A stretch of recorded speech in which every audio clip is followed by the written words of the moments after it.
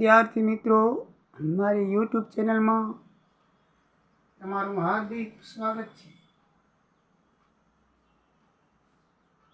આજે આપણે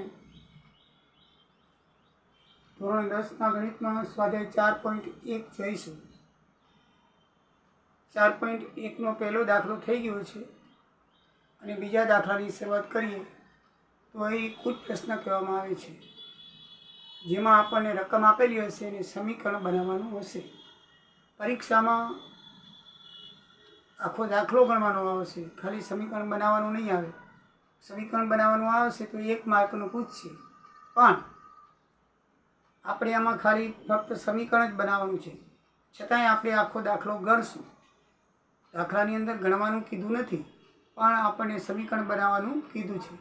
એ સમીકરણ બનાવશું અને દાખલો પણ ગણશું, કારણ કે પરીક્ષાની અંદર આ દાખલાઓ તમને ગણતરી કરીને બતાવવાના પણ પૂછાય છે, એટલા માટે આપણે આખો દાખલો ગણશું। જમીનના એક ટુકડાનું ક્ષેત્રફળ 528 મીટર સ્ક્વેર છે। તેની લંબાઈ મીટરમાં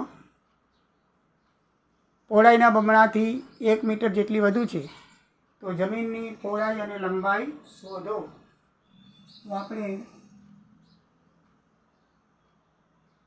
તમને ખબર છે મિત્રો કે માથાકૂટ પ્રશ્નની અંદર હંમેશા ધારવું પડે, ધારીને પછી સમીકરણ બનાવવું પડે। શું ધારવું પડે? તો લંબાઈ છે પહોળાઈના બમણાથી 1 મીટર વધુ છે, પહોળાઈ ધારવી પડે, પહોળાઈના બમણા કરવા પડે અને એમાં 1 મીટર ઉમેરી એટલે લંબાઈ થાય। પહોળાઈના બમણાથી લંબાઈ કેવડી છે? પહોળાઈના બમણાથી, એટલે પહોળાઈ ધારી તો જ મેળ આવે। પહોળાઈના બમણા એટલે x ધારી તો 2x, અને એનાથી 1 વધારે એટલે 2x + 1, એ શું થાય? પહોળાઈ થાય, બરાબર છે। એ લંબાઈ થાય અને પહોળાઈ શું થાય? x થાય। તો આપણે ધારીએ, ધારો કે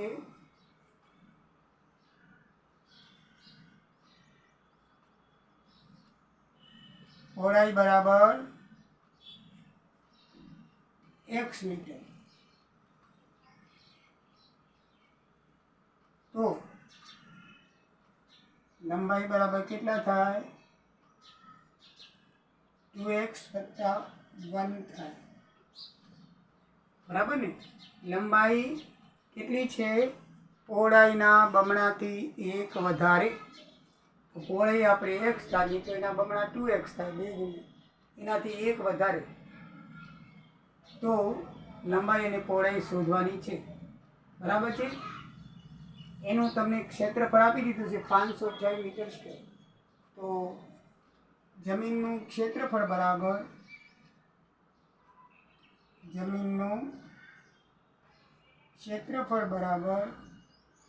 લંબાઈ ગુણ્યા પહોળાઈ। ક્ષેત્રફળનું સૂત્ર આપણને ખબર છે, તો 528 મીટર સ્ક્વેર બરાબર x ગુણ્યા 2x + 1। મિત્રો, આનું સમીકરણ બની ગયું, આ એક જવાબ આવી ગયો। તમે દાખલામાં આટલા સુધી જ કીધું છે કે તમારે સમીકરણ બનાવવાનું છે, તો આ એનો જવાબ આવી ગયો, બરાબર છે। આ પહેલો જવાબ છે 1। તમને આટલો જવાબ શોધવાનું કીધું છે, તમારે દાખલો પરીક્ષામાં પૂછાય કે સમીકરણ બનાવો તો આટલું કરવાનું છે, પણ મિત્રો આપણે એ દાખલાને ગણી નાખીએ, જેથી પરીક્ષામાં પૂછાય ને તો તમને આવડી જાય। હવે આપણે દાખલો ગણવો હોય તો 528 બરાબર x ગુણ્યા 2x નો વર્ગ, એટલે 2x નો વર્ગ, x ગુણ્યા +1 એટલે x થાય। હંમેશા સમીકરણ બનાવવું પડે, એટલે આપણે 528 ને બાજુ લઈ જઈએ તો 2x નો વર્ગ + x ઓછા 528, એટલે કાંઈ નહીં વધે, બરાબર 0 થશે। મિત્રો, આ સમીકરણ એનું બનશે, બરાબર છે। એ સમીકરણ બન્યા પછી આપણે દાખલો કરવો પડે, આના ભાગલા પાડવા પડે, આ ત્રિપદી પદાવલીના અવયવો પાડવા પડે। 528 ગુણ્યા આપણે આગળ પાછળનો ગુણાકાર કરી અને સરવાળો 1 થવો જોઈએ। ધ્યાન રાખજો, ત્રિપદીમાં તમે જો અવયવ શીખ્યા હો 8મા ધોરણની અંદર, તો આ ત્રિપદી છે કે છેલ્લા પદનો ને પહેલા પદનો સહગુણકનો ગુણાકાર કરો અને એ ગુણાકાર મધ્યમ પદના જેટલો જવાબ આપવો જોઈએ। સહગુણક, મધ્યમ પદનો સહગુણક કાંઈ નથી એટલે 1 લેખાશે, આ બેનો ગુણાકાર કરીએ એટલે 1056 થાય, 528 ના ડબલ. અને 1056 તમારે એવા ભાગ પાડવાના કે જેનો સરવાળો 1 થાય. કેટલો થાય? 1. તો આપણે 1056 ના અવયવ પાડવા હોય તો આ રીતે પહેલાં કરવું પડે. 2 ભાગીએ 528, 2 ભાગો 264, 2 ભાગો 132, 2 ભાગો 66, 2 ભાગો 33, 3 ભાગો 11 ને 11 ભાગો 1. આ એના અવયવ પડી ગયા. હવે અવયવ તો પાડવાનું પડે, એવા 2 ભાગ પાડવાનું જેનો સરવાળો 1 થાય. 2 દુ 4 દુ 8 દુ 16 દુ 32, એટલે આટલો 32 ને 11 33, એટલે 32 અને 33 2 ભાગ પડે. 32 ગુણ્યા 33 કરો એટલે 1056 થાય. અને 33માંથી 32 બાદ કરો એટલે 1. આપણે તો સરવાળો 1 જોઈએ છીએ, તો કોની કઈ નિશાન લગાડશું? આ મોટી સંખ્યાને વત્તા અને આને ઓછા. ખબર પડી જાય કે જે ભાગલા પાડો ને એનો સરવાળો હંમેશા મધ્યમ પદ જેટલો થવો જોઈએ. એ તમે જો અવયવ શીખ્યા હો તો બરાબર છે. તો 33માંથી 32 થાય એટલે 1. એટલે આપણા 1056 ના ભાગ પડ્યા વત્તા 33 ને ઓછા લખીએ. 1056 એટલે 528 ગુણ્યા 2. 528 ગુણ્યા 2 બરાબર 1056 ના આપણે ભાગ પાડવા પડે. સહગુણક બને આગળ પાછળ. હવે આપણે દાખલો ગણીએ તો આ એક્સ નહીં લગીએ, એક્સની જગ્યાએ આપણે આ લખશું. મધ્યમ પદના ભાગલા પડી ગયા. બરાબર છે. 1056 આવ્યો પડે, એમાંથી આપણે મધ્યમ પદના ભાગલા પડ્યા. 32માંથી 33 જાય એટલે 1 આવ્યું. મધ્યમ પદને બદલે આપણે આને એક્સ લગાડી અને આપણે એનો દાખલો ગણશું. તો માટે 2x નો વર્ગ વત્તા 33x ઓછા 32x ઓછા 528 બરાબર 0. મિત્રો આપણે પદાવલીમાં કાંઈ પણ ફરક કર્યો નથી. એનો ઈ છે 32માંથી 32 અને x. આવું શું કામ કરવું પડ્યું કે અવયવ પાડવામાં સરળતા રહે એટલા માટે. આપણે એક્સની કિંમત શોધી શકીએ. હવે આ બેના ભાગલા પાડો. આમાંથી કોમન નીકળશે ખાલી 2x. 2 નહીં નીકળે કારણ કે 33 ને 2 વડે ભગાય નહીં. ખાલી x કોમન નીકળશે તો 2x વત્તા 33. અને આમાંથી ઓછા 16 કોમન નીકળશે તો 2x વત્તા 33 બરાબર 0. તો મિત્રો આમાંથી x કોમન કાઢો એટલે x લઈ લેવા. 2xમાંથી 2x છે તો 1 લઈ લીધો એટલે ખાલી x છે. બરાબર. 2x x સ્ક્વેર છે, બધી x વડે ભાગી નાખો. કોમન લેવું એટલે ભાગવા. 2x સ્ક્વેર છે એને x વડે ભાગો તો 2x વધ્યા. પછી 33x ને x વડે ભાગો, x સુધી અને 33 વધ્યા. આમાંથી 16 કોમન નીકળશે. બંનેને 16 વડે ભગાય. 16 દુ 32, x એમને મળશે એ કોમન. અને 506 ભાગ્યા 16 કરો 33 આવશે. એટલે કોમન લેવું એટલે ભાગવું. જે કોમન લો એને બંને પદ વડે ભાગવાનું. આ બે કૌંસ હંમેશા સરખાવા જોઈએ. એ ત્રિપદીનો નિયમ છે. એટલે 2x વત્તા 33 અને બીજો કૌંસ કોમનનો બને આ રીતે. 2x વત્તા 33 આ બે કોમન અને 2 કોમનનો x વત્તા 16. આ બંને બરાબર 0 લઈ લો. આ 2x વત્તા 33 બરાબર પણ 0 લો અને x વત્તા 16 બરાબર પણ 0 લો. તો અહીંયા 2x બરાબર ઓછા 33 થશે અને x બરાબર -33 છેદમાં 2. કારણ કે 2 વત્તા 33 આ બાજુ ઓછા 33, 2 ને આ બાજુ લેવા ગુણાકાર છે, ભાગાકાર થાય. આપણે x ની કિંમત શોધવાની છે એટલે ડાબી બાજુ ખાલી x જ રહે. 1 ને સૂત્ર કરતા બનાવો. x બરાબર 16. અહીં x બરાબર કેટલો આવશે? 16. બરાબર છે. x બરાબર કેટલો આવ્યો? 16. તો માઇનસ કિંમત ધ્યાનમાં લેવાશે નહીં, કારણ કે કોઈ દી જમીનનું માપ માઇનસમાં હોય નહીં. માટે x બરાબર 16 જવાબ લઈ અને આપણે કિંમત શોધીએ. તો પહોળાઈ બરાબર આપણે શું ધાર્યું છે? x છે. બરાબર. x ની કિંમત કેટલી આવી? 16 મીટર. બરાબર. આ એનો જવાબ. અને લંબાઈ બરાબર કેટલી ધારી છે આપણે? 2x વત્તા 1. એમાં x ની કિંમત મૂકી દો. 16 દુ 32 ને 33 મીટર. તો આ એની પહોળાઈની લંબાઈ થશે. તો જવાબ શું આવશે? આ એનો જવાબ થશે. પહોળાઈ આવશે અને જવાબ નંબર 2. પહોળાઈ 16 મીટર અને લંબાઈ થશે 33 મીટર. બરાબર મિત્રો, તમારે દાખલામાં આ જ જવાબ શોધવાનો છે. પણ પરીક્ષામાં દાખલા પૂછાય છે ગણતરી માટે. બરાબર, એટલે મેં દાખલો તમને ગણાવી દીધો છે. બરાબર, એટલે દાખલો ગણવો હોય તો પહોળાઈ લંબાઈ શોધવી હોય તો આ રીતે શોધી શકાય છે. મિત્રો, બીજો દાખલો છે. 2 ક્રમિક ધન પૂર્ણાંકોનો ગુણાકાર 306 છે. બરાબર છે. કોઈ પણ ક્રમિક સંખ્યા ધ્યાન રાખજો, તમારે ધારવી હોય તો કેવી રીતે થાય. પહેલી x, પછી હંમેશા x + 1, પછી x + 2, પછી x + 3, પછી x + 4, x + 5, આવી રીતે ધારવાની. કોઈ પણ તમારે ધન પૂર્ણાંક ધારવા, કારણ કે એકમાં 1 ઉમેરો એટલે 2, 2માં 1 ઉમેરો 3, એક ઉમેરતા જાઓ. હકીકતમાં એમ જ આવે છે ને, 1 પછી 2 આવે, 1માં 1 ઉમેરી 2, પછી 3 આવે તો 2માં 1 ઉમેરી તો 3, પછી 4 આવે તો 3માં 1 ઉમેરી તો 4. તો એવી રીતે આમાં પહેલી x ધારો, પછી x + 1, x + 2, x + 3, x + 4, x + 5 ધારવાની. આપણને 2 જ કીધી છે. ક્રમિક કીધી હોય ને તો લાઈનસર આ ક્રમિક કહેવાય. પહેલી બીજી ક્રમિક કીધી હોય તો શું કરવાની? લાઈનસર ઉમેરવાની. તો ક્રમિક સંખ્યા છે એ લાઈનસર આપણે ઉમેરી દેવાની. આપણને ઘણી વખત એકી બેકી કહે છે. ક્રમિક એકી સંખ્યાઓ ધારો. તો ક્રમિક એકી સંખ્યા આપણને કીધું હોય તો હંમેશા ધ્યાનમાં રાખવાનું. પહેલી સંખ્યા એકી, એકડો એકી કહેવાય ને, એટલે આને એકડો જ માનવાનો. આ એકી, આ બેકી, આ એકી, આ બેકી. તમને જો પહેલી એકી સંખ્યા ધારવાની કહે તો આ x અને x + 2 ધારવાની.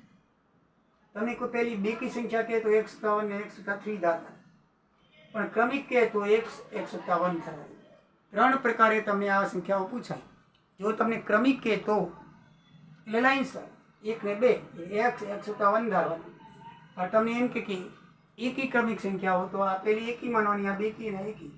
એકી પહેલી બેની સંખ્યાઓ x ને x + 2 થાય, અને બેકી કહે તો x + 1 ને x + 3 થાય. આ બરાબર ધ્યાન રાખજો. બરાબર છે મિત્રો? તો આપણે x અને x + 1 એ ધારશું. શું ધારશું આપણે?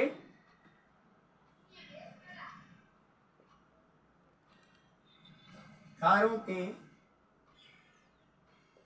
2 ક્રમિક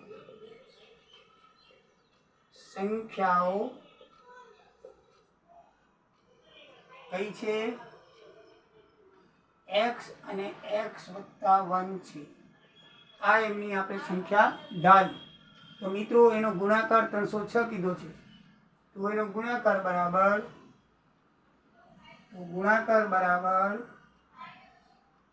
x ગુણ્યા x + 1 બરાબર 306. તમારો જવાબ પહેલો આવી ગયો. સમીકરણ બનાવો. સમીકરણ બની ગયું. હજી x ગુણ્યા x એટલે x નો વર્ગ, x ગુણ્યા 1 એટલે +x અને ઓછા 306 બરાબર 0.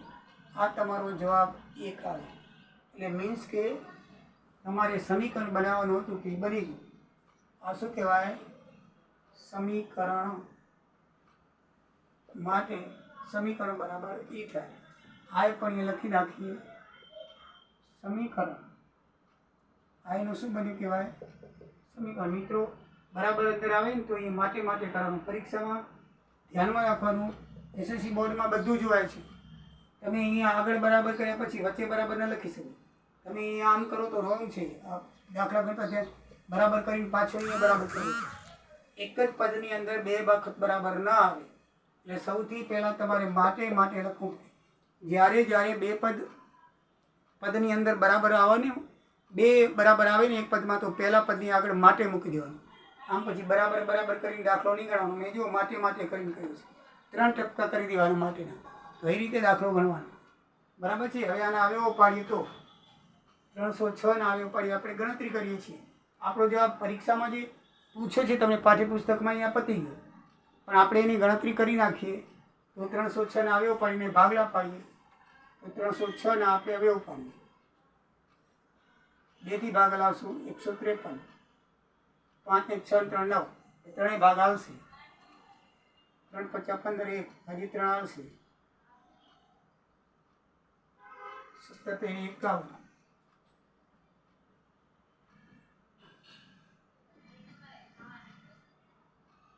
17 અને 17 આવશે 1. તો 3 તેરી 9 તેરી 3 2 6 6 તેરી 18. 18 ને 17 ભાગ પડ્યા. કેટલા પડ્યા મિત્રો? 18 અને 17 ભાગ પડ્યા છે. તો 18 માંથી 17 બાદ કરી આપણે વત્તા 1 કપે છે. તો આમાંથી 18 વત્તા થશે અને માઇનસ 17 લેશું એટલે આપણા ભાગલા પડી જશે. એટલે આપણે એક્સની જગ્યાએ શું લખશું? માટે એક્સનો વર્ગ વત્તા 18x ઓછા 17x ઓછા 306 બરાબર 0. બબેના ભાગ આપણે પાડી નાખીએ. એ એક્સ કોમન નીકળે માટે એક્સ વત્તા 18 ઓછા 17 કોમન નીકળશે એટલે ઓછા ચિહ્ન કરીને આ બંને બની જાય. એ વત્તા એક્સ થઈ જશે અને વત્તા 18 એ 306 ભાગ્યા 17 કરો એટલે 18 આવે બરાબર 0. આ બંને હંમેશા સરખા થવા જોઈએ. તો એ કોમન કાઢી દે અને બીજો થશે એક્સ ઓછા 17 બરાબર 0. બંને બરાબર 0 લઈ લો. એક્સ વત્તા 18 બરાબર 0 લઈ લો અને એક્સ ઓછા 17 બરાબર 0 લઈ લો. તો એક્સ બરાબર ઓછા 18 આવશે અને એક્સ બરાબર વત્તા 17 આવશે. મિત્રો આ જવાબ નહીં આવે કારણ કે માઇનસ જવાબ લેવાય નહીં. ક્રમિક સંખ્યાઓ ધન હંમેશા માઇનસ હોય. ધન પૂર્ણાંકો કીધા છે, ઋણ પૂર્ણાંકો નથી કીધા એટલે આ ધન ઋણ નહીં આવે. તો માટે એક્સ બરાબર 17 આપણો જવાબ સાચો આવશે. તો પહેલી સંખ્યા આપણે ધારી હતી ક્રમિક સંખ્યા એક્સ બરાબર 17. એક આવશે 17 એ આવશે માટે એક્સ બરાબર 17 સંખ્યા આવશે. અને બીજી આવશે એક્સ વત્તા 1. બીજી ક્રમિક સંખ્યા એક્સ વત્તા 1 એટલે 18. 17 મૂકો કિંમતને વત્તા 1 એટલે 18. અહીંયા 18 લેવાના એ નથી લેવાના, આમ કરવું પડે. આ -18 છે એ ખોટું છે. આમ જે ધારેલું હોય ને એમાં જ કિંમત મૂકી દેવાની એટલે આવી જાય. હવે તમે તાળો મેળવવો હોય તો તમે મેળવી શકો. 17 × 18 કરો 306 આવે છે બરાબર છે. તો મિત્રો આ રીતે આપણે દાખલાની કિંમત જવાબ આપણે શોધી શકીએ છીએ. આ જવાબ નંબર 2 છે. જવાબ નંબર 2 તમારે ગણવાનો નથી પણ પરીક્ષાની અંદર પૂછાય તો આ રીતે દાખલો ગણાય. તો મિત્રો હવે પછી ત્રીજો ને ચોથો નેક્સ્ટ વિડીયોમાં જોઈશું. જય દ્વારિકાધીશ, જય સિયારામ.